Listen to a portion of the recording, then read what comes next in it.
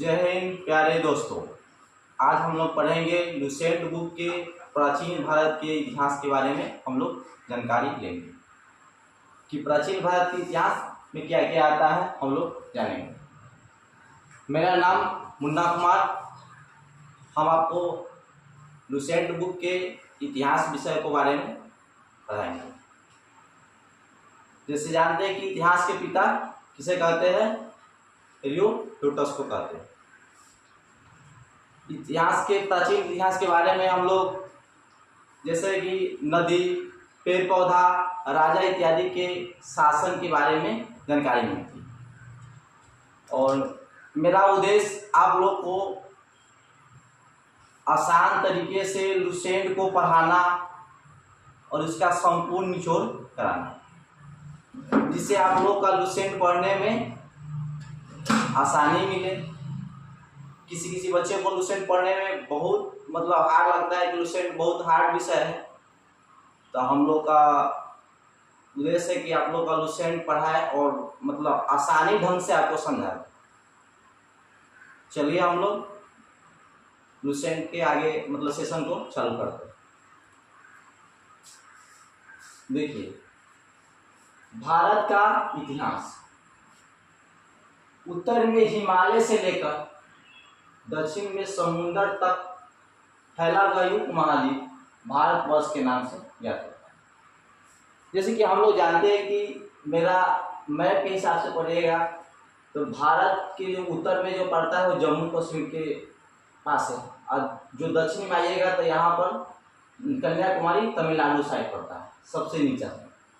भारत मेरा तीन तरफ से समुद्र से घिरा हुआ है और एक तरफ से कुछ मैदान और कुछ पर्वत से घिरा हुआ है, जिसे महाकाव्य तथा पुराणों में भारतवर्ष अर्थात भरतों का देश कहते हैं। भरत एक राजा का नाम था। भरत एक राजा का नाम था जो प्राचीन काल में जैसे कि जैन संत जो थे ऋषभ देव, उनके पुत्र का नाम था भरत। उन्हीं के नाम पर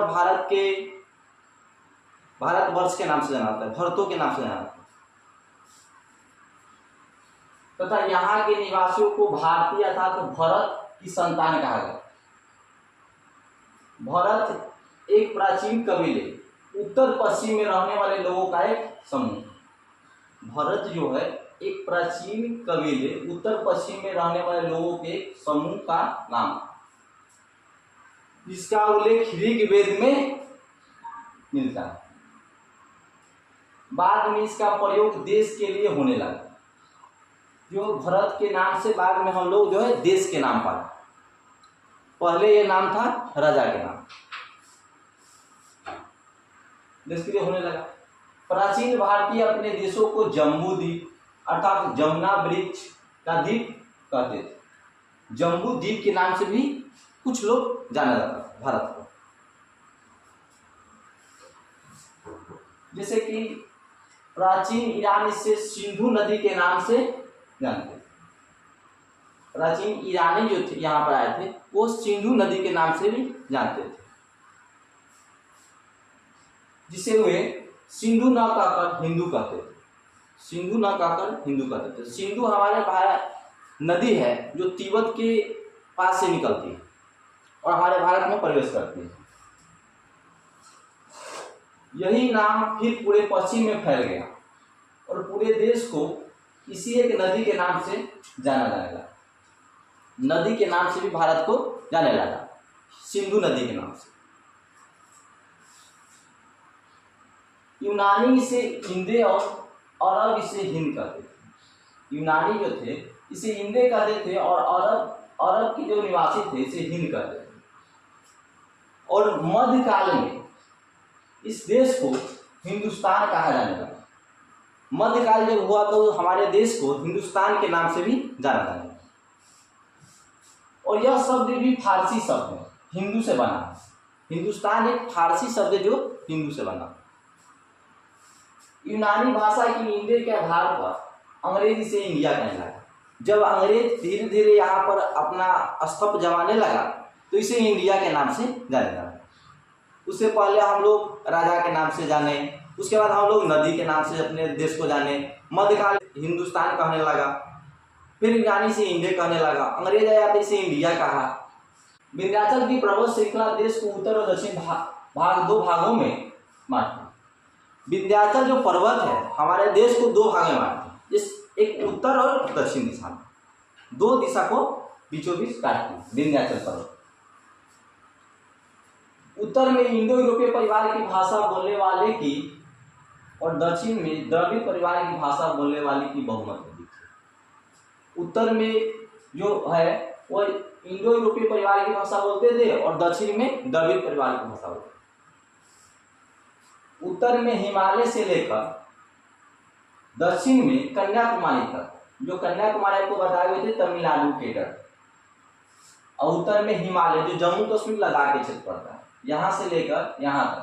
अब पूर्व में ब्रह्मपुत्र की घाटी से लेकर जो ब्रह्मपुत्र की घाटी जो अरुणाचल प्रदेश के आसपास जो घाटी वहाँ पर जो प्रवेश करता है ब्रह्मपुत्र नदी, और पश्चिम में सिंधु पार तक अपना राज फैलाने वाले राज चक्रवर्ती कहलाते थे। चक्रवर्ती जो हम आपको बताया कि कुछ देर पहले जो चक्रवर्ती हुए होते जो विश्व विजेता कहलाते हैं, जो ऋषभ देव के पुत्र थे जो भरत चक्रवर्ती के नाम से जाते थे। इस प्रकार की राजनीतिक एकता कम से कम 2 बार प्राप्त हुई। ओडिशा को जो 3री सदी में अशोक ने अपना सम्राट सुदूर दक्षिणांचल को छोड़कर सारे देश में फैलाया। फिर ईसा की 4वीं सदी में समुद्रगुप्त की विजय पताका गंगा की घाटी से तमिल देश के छोर तक पहुंचे। तो हम लोग जो अशोक है वो मौर्य वंश से संबंधित, 3री और एक समुद्रगुप्त जो विजय पताका, जो उसके बाद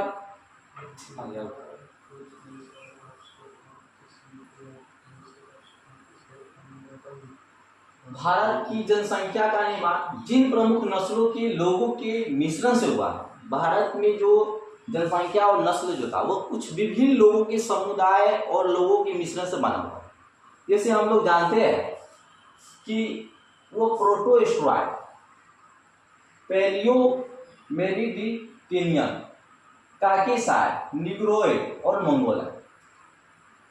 प्राचीन इतिहास में जो है नस्ल, ये लोगों के नस्ल और यहाँ के जो प्रमुख मिश्रण इसके बारे में भी जानकारी मिलती है। कहीं कहीं आप जो प्रीवियस से क्वेश्चन पढ़िएगा तो ये प्रोटोस्ट्रॉइड भी आपको मिलेगा, पैलियो मेडिटेरेनियन, काकेसार, निग्रोइड और मंगोलाइड, इस सब के बारे में भी आपको मिलेगा। कितना बार एग्जाम में पूछ चुका है, यहाँ से पूछो, बिहार पुलिस हो, बिहार दरोगा हो। प्राचीन इतिहास को अध्ययन की सुविधा के लिए 3 भागों में बांटा गया। एक जो था प्राचीन भारत, दूसरा मध्यकालीन, तीसरा भारत एवं आधुनिक भारत। तो हम लोग अभी पढ़ रहे हैं प्राचीन भारत। जब हम लोग प्राचीन भारत पढ़ लेंगे उसके बाद हम लोग मध्यकालीन भारत पढ़ेंगे, उसके बाद आधुनिक पढ़ेंगे। सबसे पहले इतिहास को 3 भागों में बांटने का श्रेय जर्मन देश के इतिहासकार जो थे क्रिस्टोफर सेलारियस। क्रिस्टोफर सेलारियस जो थे जर्मन देश के, वो इतिहास को 3 भागों में बांटने का श्रेय किया। जो इनका ईस्वी है 1638 से लेकर 1707 ईस्वी तक। तो यहीं से हम लोग इतिहास के बारे में जानते हैं। और आप लोगों को अच्छा लगे तो लाइक और कमेंट शेयर कीजिए। और आगे का भी वीडियो आएगा कल इतिहास के बारे में। इतिहास से बहुत क्वेश्चन पूछता है, हर एग्जाम में पूछता है, और लुसेंट से भी बहुत क्वेश्चन पूछता है, जिसमें लगभग कोई भी एग्जाम हो, बिहार के वनडे एग्जाम जैसे बिहार पुलिस, बिहार दरोगा, अभी जो बीपीएससी का एग्जाम होने वाला है उसमें भी वनडे एग्जाम बिहार दरोगा, बिहार पुलिस में तो कम से कम इसमें 60 से 70 क्वेश्चन डायरेक्ट लुसेंट से मिलेंगे। आपको प्रूफ के साथ भी यहाँ पर पढ़ाएंगे और दिखा भी देंगे कि डायरेक्ट कितना बार पूछा गया है, 60 से 70%। और अभी भी जो बीपीएससी का एग्जाम होने वाला उसमें भी कम से कम 50 से 60% क्वेश्चन डायरेक्ट क्वेश्चन से रहेगा। आप लोग देख लीजिएगा, एग्जाम दीजिएगा। तो आज हम लोग यहीं पर सेशन को करते हैं समाप्त। कल से आगे तक के लिए बना रहेंगे। जय हिंद, जय भारत।